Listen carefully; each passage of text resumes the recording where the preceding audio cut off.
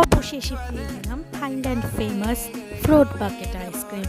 অসাধারণ অসাধারণ, just mind blowing test.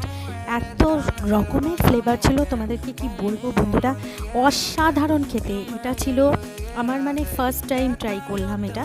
অসাধারণ খেতে ছিল।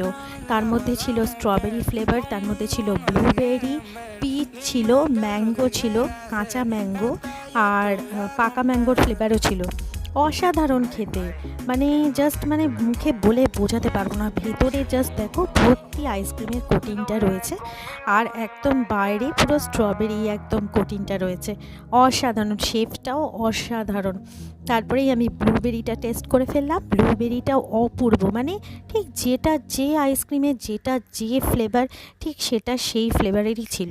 অপূর্ব খেতে ছিল, জাস্ট অপূর্ব।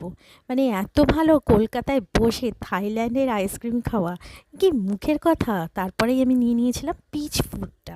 পিচটাও অপূর্ব খেতে, পিচ যে এত ভালো খেতে হয়, আমরা তো কলকাতায় এতটা পিচ পাই না, কোনো দিনই আমরা পাই না। তাই আর দেরি না করে চটপট খেয়ে ফেলো থাইল্যান্ড ফেমাস আইসক্রিম।